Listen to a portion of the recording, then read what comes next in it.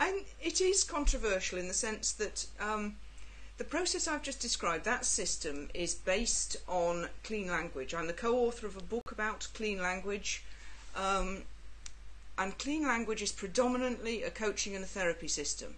Mm-hmm. And there is a community of a few hundred experts in clean language worldwide.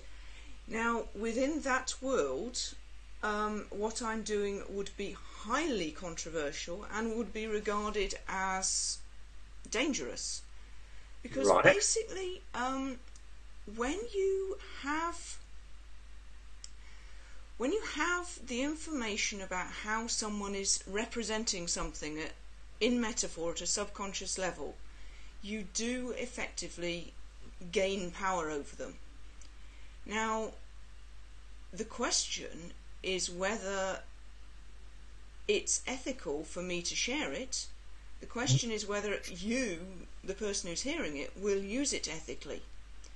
But what came up for me was a question about, well, if I know it and I'm capable of sharing it, and I know how valuable it can be to persuade people to do good stuff, so to persuade people to change habits, to persuade people to read interesting books and learn useful stuff and improve their relationships, is it actually ethical for me not to share it? So I got into that kind of conundrum, and in the end I decided that from my background is being a journalist.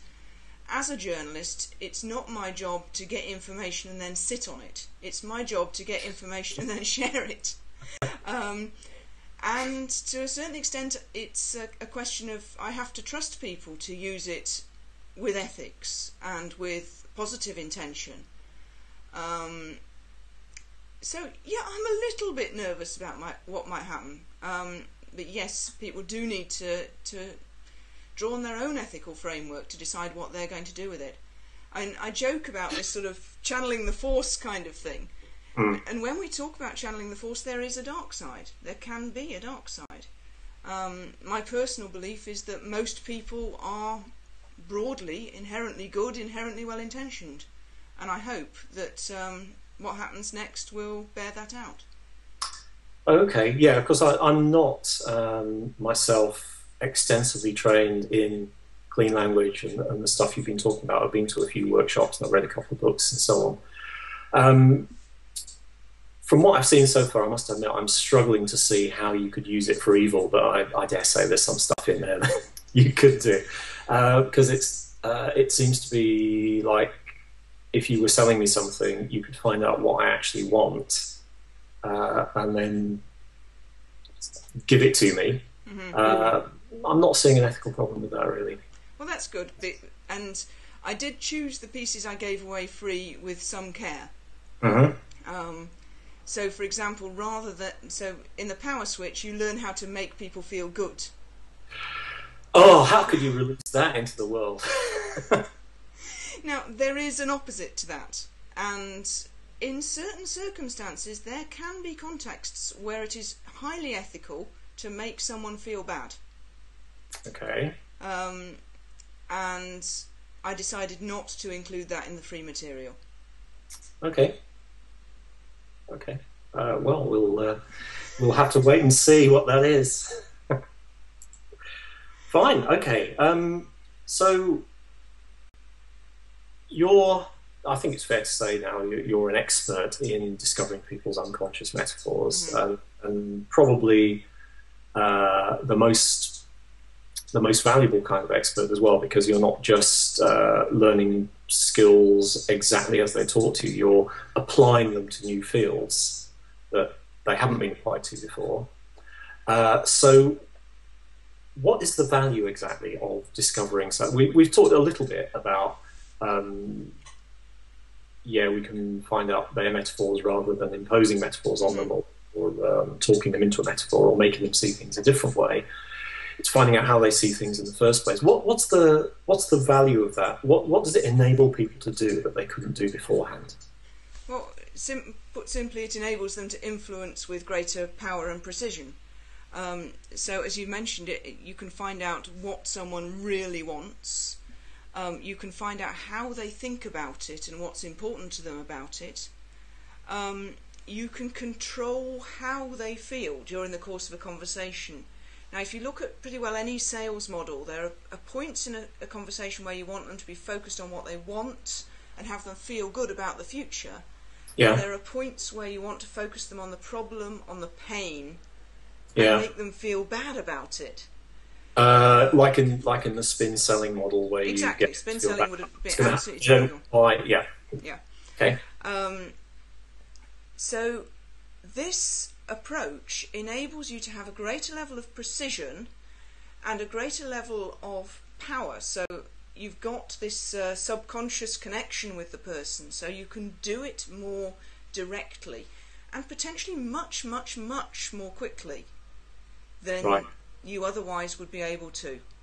And that's true whether it's a real sell, I am selling you a computer system, or a metaphorical sell. I want to persuade you of an idea, or I want to persuade you that I'm a really lovely person to go out with. It can be any of those kind of situations. Pretty much anywhere where you are wanting to get your ideas across, wanting to have a really deep connection with another person and persuade them of something. That's really what it is. Okay. Right. A question that's just occurred to me about how this may be different from the forms of influence that most people who've thought about influence or studied it know about already. So, for example, Cialdini's principles of influence, like reciprocation and so on, where the Hare Krishna gives you a flower and then you have to buy their Hare Krishna journal or whatever you feel obliged to, because they've given you this fairly worthless flower that you didn't even want. When I looked at the Cialdini material, I've taught stuff based on it as well. A lot of it seems to be stuff that would work in the moment, and by the time the buyer's remorse sets in and the guy realizes that he actually doesn't want this journal, the Hare Krishna's off to some other customer, so it doesn't need to last very long, because it's often used for sort of tricks and scams and so on.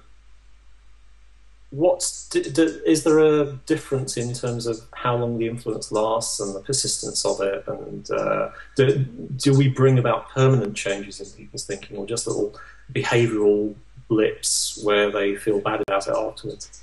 I think it is really one of the great advantages of this approach that you don't get that buyer's remorse situation. You get to establish fairly quickly if this is not the right deal. If there isn't a win-win solution, move on. There are millions of people in the world. What I've discovered as I've been exploring this with various salespeople is that a lot of the Cialdini principles work very well when it's low-value items like books. Yeah. But when you're selling big computer systems and the sales process might take like a year, or in a business context. Yeah. Then you need to up your game and you need to bring on board some quite different ideas, and these ones seem to work very well in those kind of contexts. So I've got one client who's selling big financial systems to companies, another one who's selling big CRM systems, so managements of contacts and that kind of thing. And both of them are saying that it's helping them to feel like they're stepping up to that level of being a sales consultant, rather than just being a salesman. Right, okay. Yeah, because you've done quite a lot of work with IT people, haven't you? Getting people's user requirements and finding out what the users really want rather than what they say they want. I wish I'd known about that back when I was a systems analyst. So,